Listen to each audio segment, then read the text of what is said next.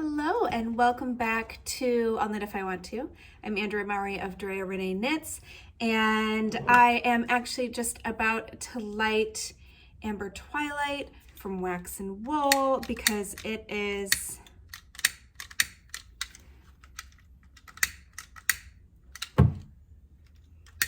a lovely, I think it,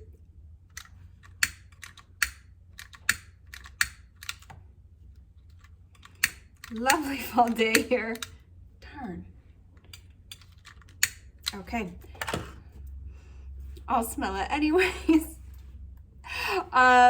Recently, so we are in the midst of the Insta Friends knit along over on Instagram with my Straya cardigan but with Wax and Wool and Jess from La Mercerie and Ampersand Fibers. And I was talking to Jersty about her candles, and she was talking about really making her knitting, when she has those moments to set aside for it, more of a ritual, lighting a candle, maybe having a nice beverage, like a cup of tea, maybe a little coffee, and just really taking that time to purposely fill up. So I really wanted to light this for today's little episode, but I will enjoy it later when I hopefully get some knitting time. I'm finishing up a couple patterns right now, so I will do that later. All right, today I am wearing my Bean and Olive Grown Up. This is knit up in Lola Bean Yarn Co.'s beautiful DK weight yarn. We started this collaboration a couple years ago by knitting a sweater for our daughters.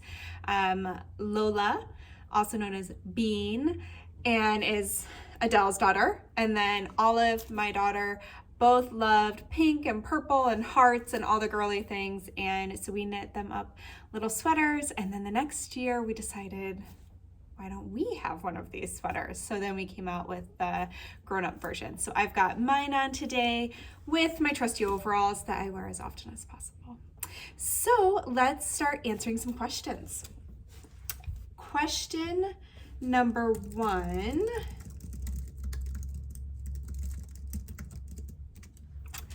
is, I'm 41, been knitting casually forever, but there's always more to learn.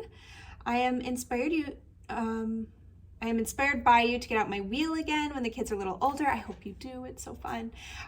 So the question, my daughter is 5. She's almost ready to learn to knit, I think, but she's left-handed.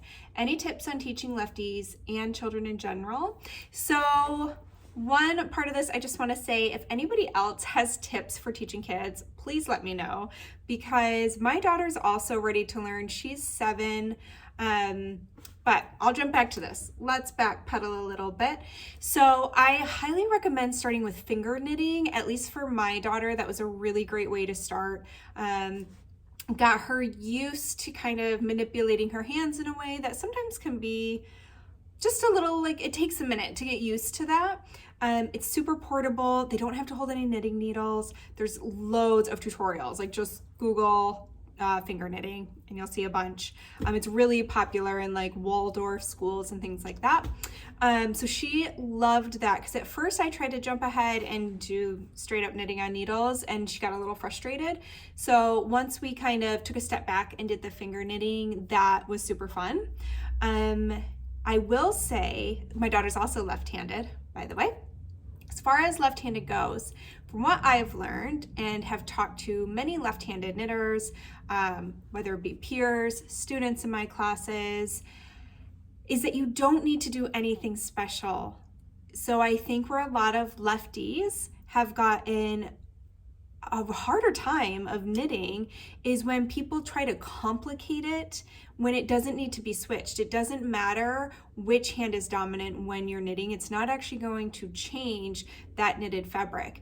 Now, it might be though that your daughter may find it more comfortable to hold the yarn in her left hand while knitting, in which case you would want to teach her continental style knitting, because that's where she would hold the yarn in her left hand. But besides that, you don't need to reverse directions or anything like that. I have met some left-handed knitters who got taught to reverse everything, and it's made it a lot harder for them to follow patterns and things like that. So you don't need to do that. Right-handed, left-handed, we can all knit the same way. It's just really what's comfortable for manipulating your hands. So again, I think continental might be a more comfortable place to start. Now, for teaching kids, part of me feels like it can be a personality thing for sure, but I kind of think my daughter would probably do better from learning from someone else. I think that there is just a different dynamic when it's a parent teaching a kid, where like my daughter will get a little more frustrated a little more quickly with me than she might with a teacher or somebody else teaching her. So I'm kind of thinking about going that route for her to see if that would be just fun. Like maybe we could even go together to like a local yarn shop or something like that.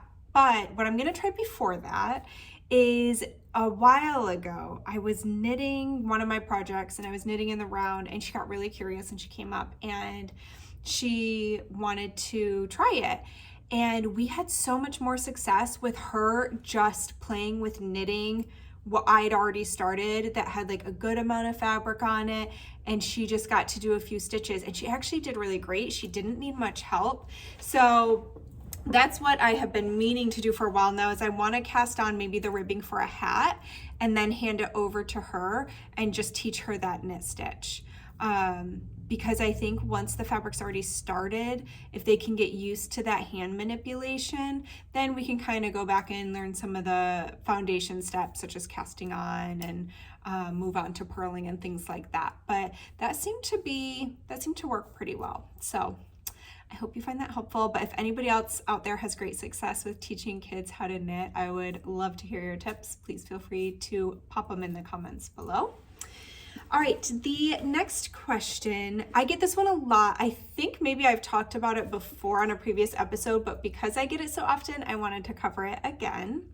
The underarms of my sweaters always end up with holes. When I stitch up the holes, it looks awkward and messy. How do you get a nice tight underarm? So what we're talking about is right here where you've picked up stitches, sometimes people will get holes.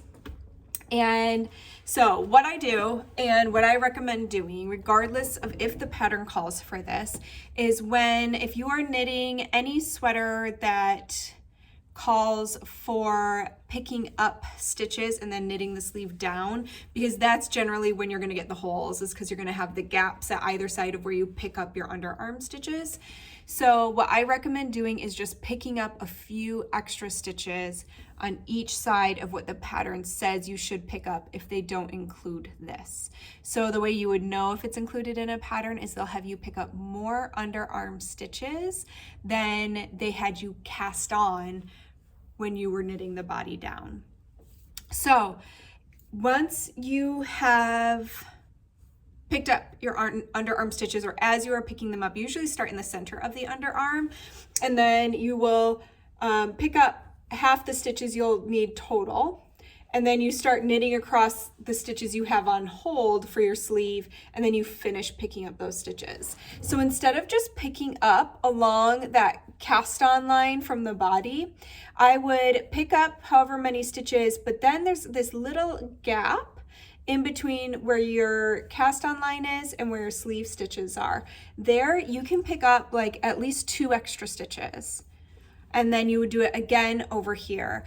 And you don't really have to worry too much about it being an issue in whatever pattern you're working, because then you can immediately decrease them out in the next couple of rounds so that they don't impact the actual sleeve. But it's just filling in where those holes can occur with yarn, with fabric, so that you don't have the holes. Now, if that's not an option, one thing I do, even with picking up those extra stitches, is when I have attached my yarn to the underarm, I always make sure to give myself like a pretty long tail, and that way I have something to tidy up if I do feel like there's any gaping, any hole being created at those kind of weak spots. And the way that I do it that I think works out really well, and it's the same thing with weaving in ends, is I use duplicate stitch to do it. And I think that keeps it looking really, really tidy. So following the path of your yarn and then just pulling it a little tighter will help kind of cinch everything up and give you a really nice looking fabric at the underarm with no holes. All right. The Weekender was my first sweater pattern. While I love the sweater, I feel like I don't wear it as much as I would because of the boat neck. I mostly own t-shirts and I find that the neckline doesn't look very flattering on me because the t-shirt shows underneath. What recommendations do you have for styling a boat neck sweater? Do you prefer to wear them with certain tops? So I think this is a great question. Because the Weekender is my most popular pattern, but I definitely get emails from people saying that they either don't like a boat neck or they don't know how to wear a boat neck. So in general, there are some people that a boat neck's just gonna be a style that they really like. I personally do like to have kind of like my neck framed in by something. So when I wear my Weekender, I tend to wear it with something like this that has a wide straight band over my shoulder. So this is just I think it's like a hemp cotton blend little like tankini thing. But anyway, something like that with that boat neck, I feel like it ends up creating this really nice look over my shoulder so that I'm not just completely bare there. There's nothing wrong with having it bare if that's the style you like. It just kind of depends on you. So that might be a good fix. If you just are a t-shirt person and you want to be able to wear your t-shirts, I don't necessarily think there's anything wrong with that. But if you don't like the way it looks, I would probably suggest throwing a shift cowl on over to pair with your Weekender because it would hide that t-shirt or any shawl or cowl in your collection, or a bandana is very cute as well. But lastly, I just want to say you might also like the daily sweater. So the daily sweater I designed a few years after the Weekender because I did know that there were people out there who the boat neck's just not their favorite style. So I wanted to create something that had a crew neck for all those people that just don't like a boat neck. So the daily sweater is very, very similar to the Weekender. It just has a crew neck. I knit mine with stripes. You can totally omit those if you don't want stripes. And the body's a bit shorter, but you can totally lengthen it to the length of the Weekender if you really like that fit and style. So I will link that pattern down below so you can go check it out. All right, so now we have a special guest. I have to tell him to come up. I probably should have sent that message a minute ago, so now it's just me on my own waiting. But last week we chatted about having Peter, also known as Spicy Pete, also my husband, come up and talk a little bit about knit photography. I get lots of questions from y'all about tips for taking good photos of their knitwear so that they can show it off. And so I thought it was about time I pulled the photographer in himself so that he could answer those questions for you. And here he is. With a lighter. I swear I just opened this one and it doesn't work. Huh. Maybe it's not. It actually looks old. Kind of old. Okay, well. So now we're gonna have some ambiance. Oh, I was wondering what the plan was. With the lighter? Yeah. I just wanted to set the mood. And then set it out of frame so no one can see it. It's just for my enjoyment. You want to smell it? It's good. Yeah. Yeah. So this is the man behind the camera that most of you have probably not really seen except for the photo shoot where I got to get behind the camera for the Spice cardigan, named for Spicy Pete. Very cozy. So, it is. Good. What else are you wearing? Do you know what your hat is? I used to know. Is this Kingsley? Nope. Nope. This is Harlow. Harlow, okay. Yep, so that was my hat and he took it. Yeah. So this is Brooklyn Tweed, Harlow, And then this is Magpie Fibers Nest with Spin Cycle Yarns Dream State. And that was the Rhinebeck sweater for the year there was no Rhinebeck. Ah. So let's start off by, are you a professional photographer? No, I'm not. No, I've always loved photography, but I by no means call myself a professional. I haven't had any formal training or anything, so it's mostly just take a picture. Hey, this looks pretty good. If not, we can adjust some settings and let's try again. Yeah, so he's my photographer. Okay, so I have a couple questions. Yes. For you. You can feel free to holler out anything that you think of. Okay. So,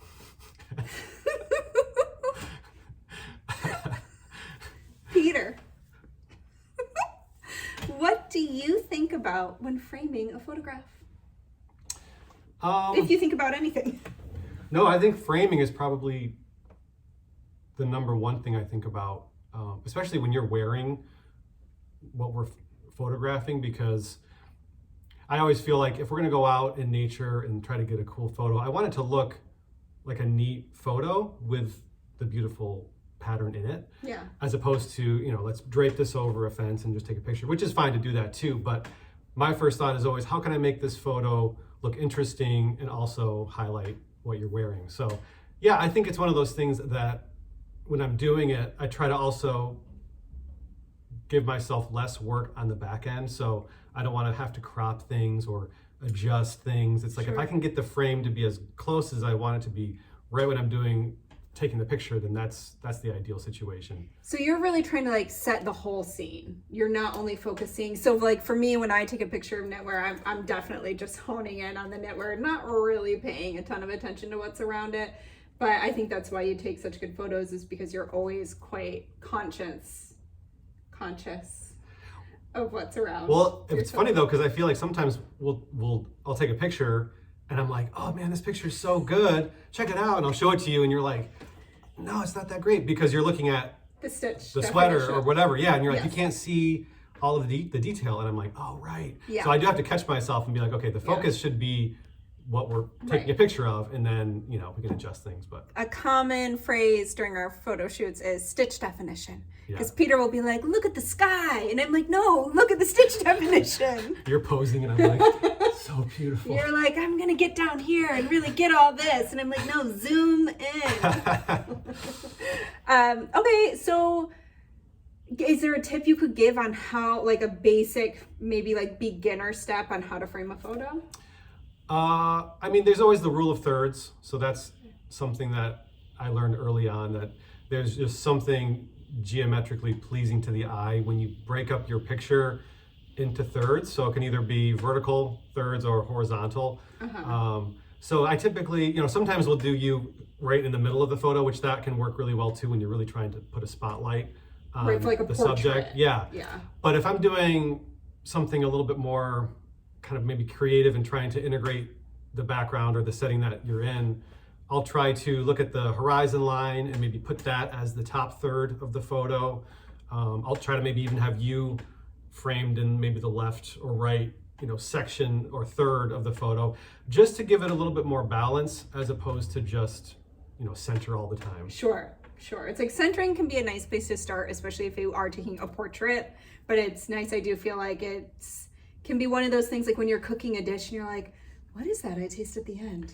It's like that, like kind of off-centering it, doing the rule, the third, the threes.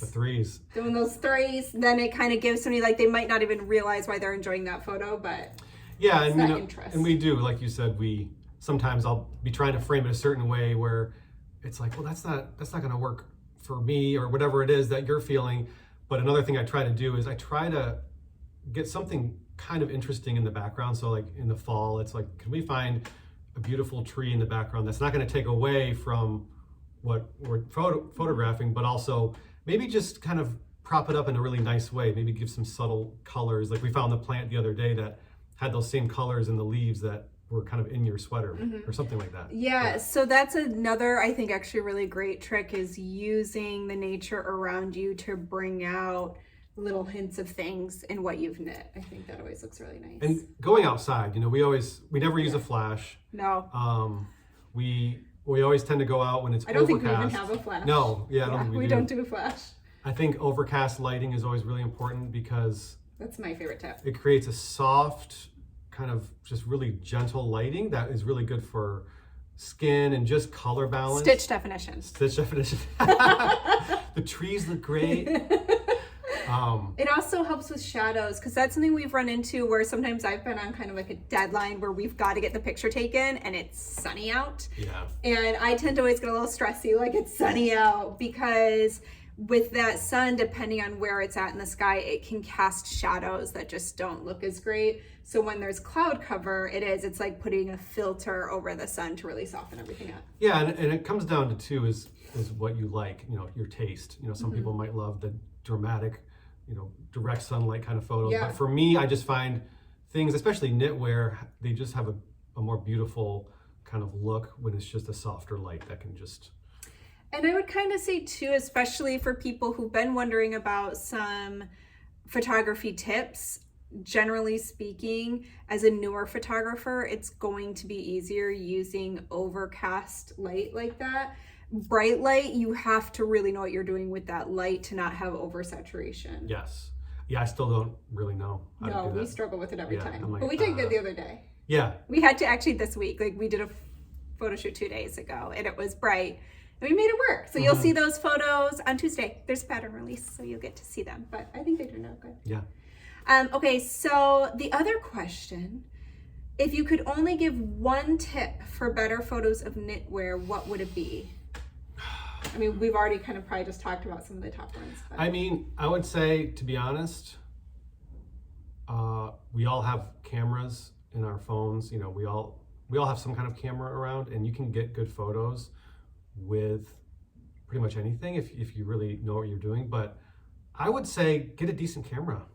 You know, I would say get a camera that, you know, there's so many photographers like on Instagram, and they will post what camera they're using, what lens they're using. They'll even post like the settings they use to get their photo. So if you find a photographer you love and you're like, I just want my picture to look like that, a lot of times you can find the information that they have. That's true. Like actual photography accounts will post like their metadata and everything. Yeah. But that's definitely if you're getting more like you really want to get into this. That's a great tip for like budding designers who are trying to make this their business. Like I do think, and we have our camera, so we'll show you what we use.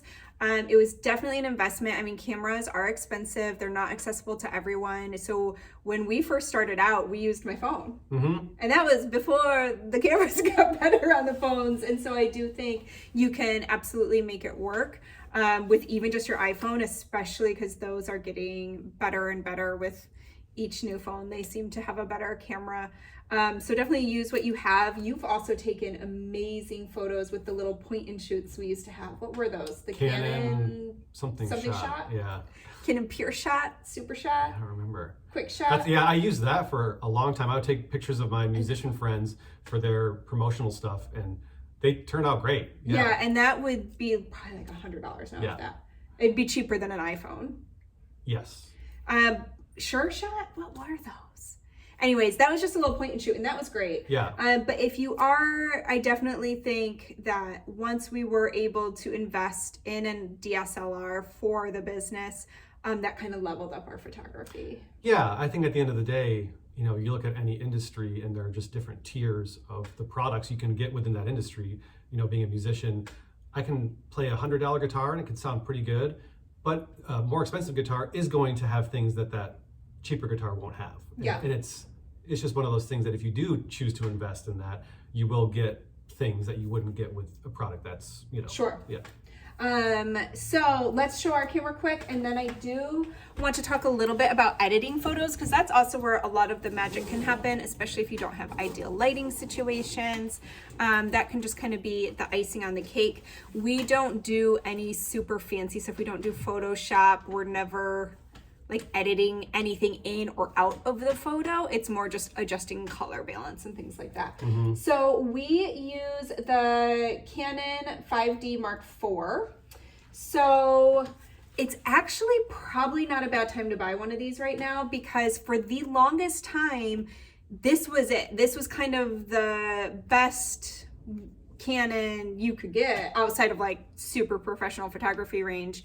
But now they have switched to a mirrorless system, and that is what a lot of people are switching to. So I think you can actually probably find this camera for a really good price used, because of those photographers that are now replacing their Mark IVs with the new, what's it called? Oh, I don't know. I forget the name of it. It doesn't matter. But I also have a Fuji, which I really like. It's in here somewhere. So I would also recommend that. I have the XT4, but I think the XT3 is also a great camera. And we have done the Illuminate sweater we did with my XT4 Fuji. Yes. So that would be a great camera as well. And I can't remember price-wise if it's similar to this or a little bit cheaper. But what lens do you have on here? So that is the one that my friend Stephen Cadleck suggested we get. So he's this great photographer in Australia, and it's a macro 100 millimeter, and it's great because it can do the really close-up, detailed shots with the bokeh effect in the background. Right.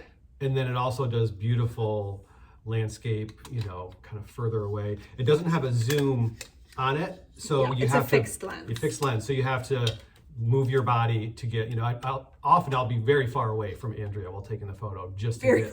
It's kind of weird. It's actually limiting. Yeah. If we are in a tighter position, there is only so close Peter can get to me with this lens, because it's so long. So anyways, but I do prefer a fixed lens. I've just grown to. I've tried other lenses, and I like that one. I don't miss a zoom.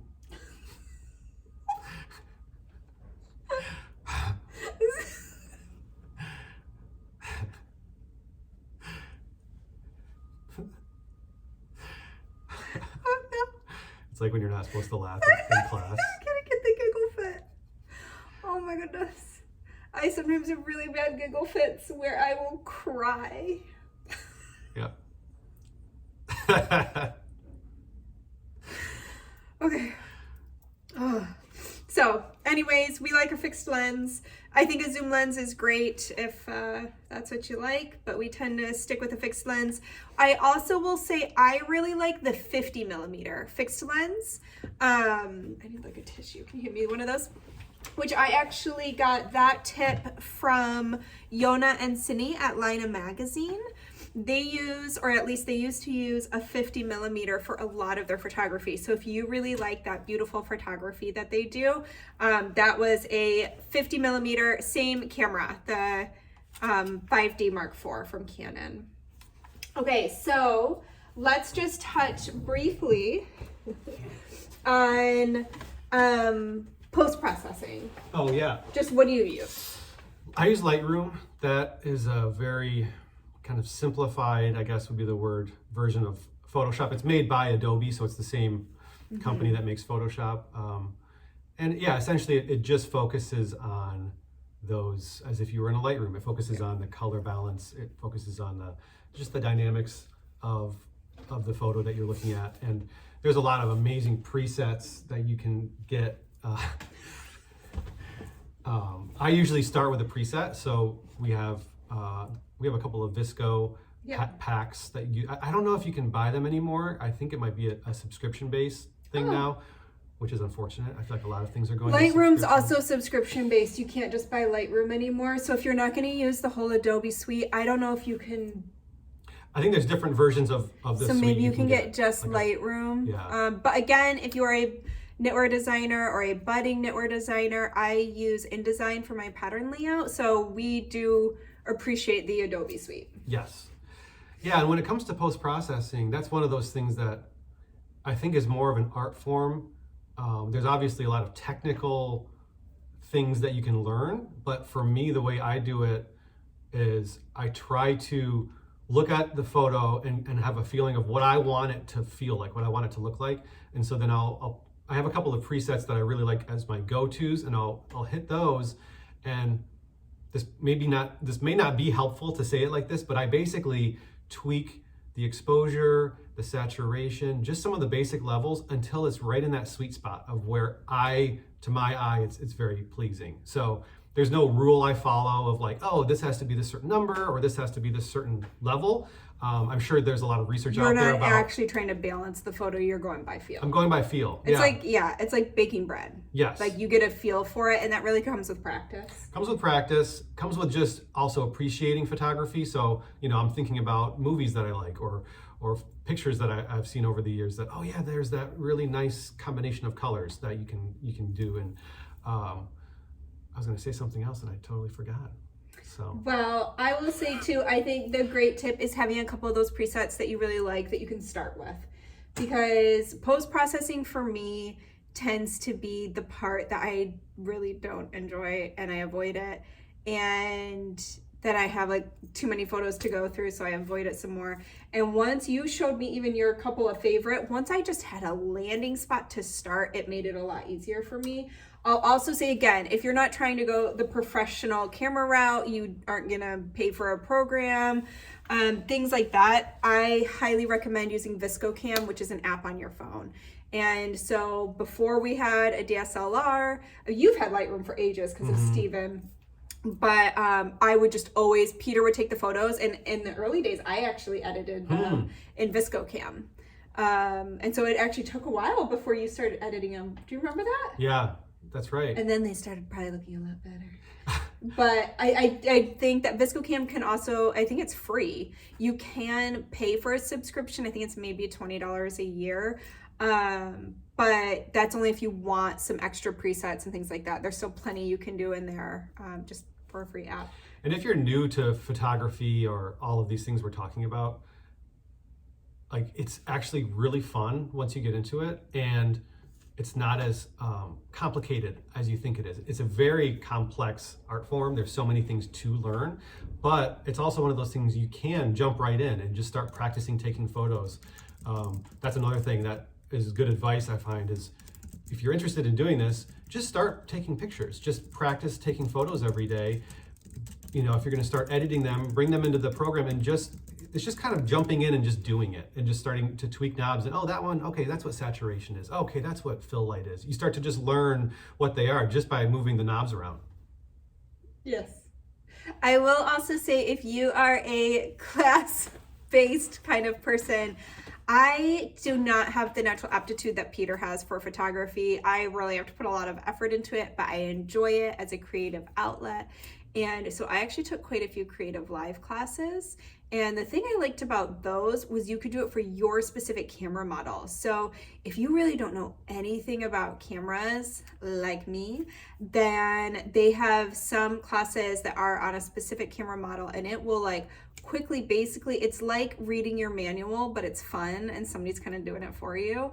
And it'll give you all the highlights of that. You'll start to understand ISO.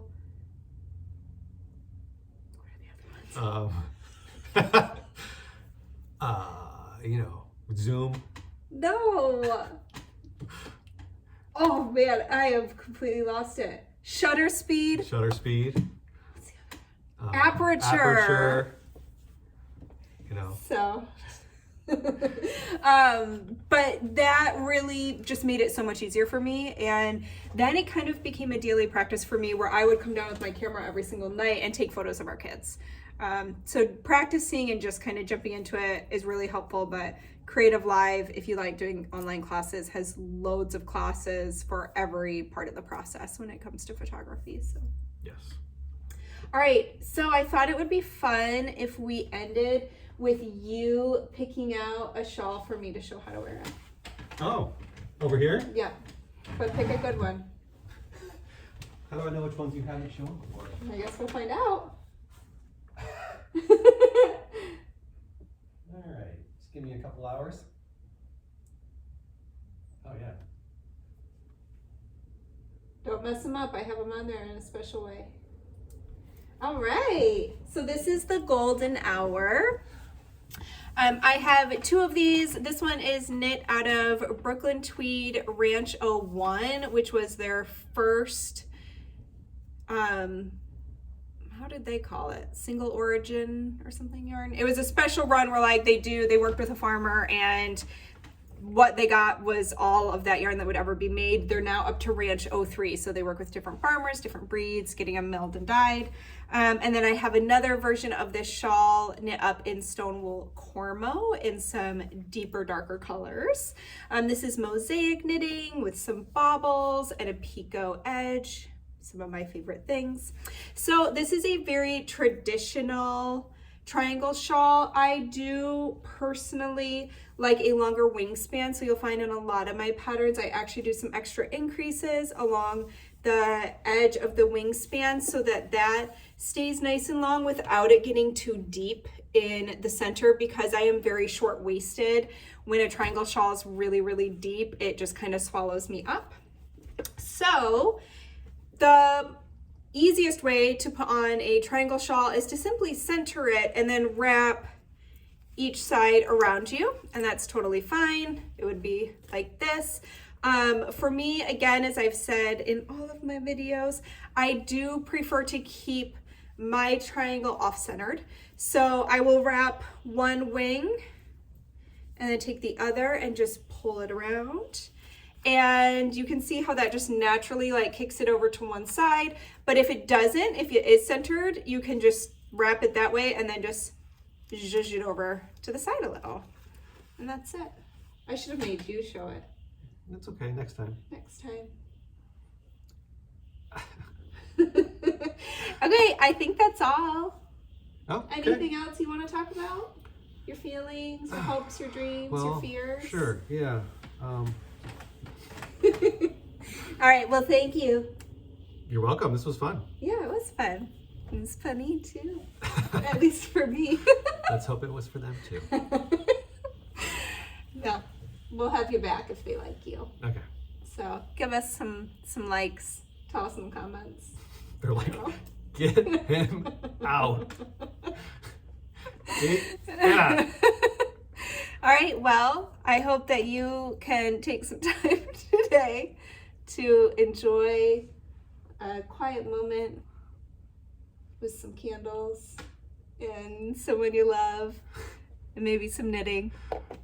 And You talking to me? yeah. We should teach you how to knit. Okay. All right, we should end this. Okay. All right, well, happy knitting, happy fall, and I'll see you next time.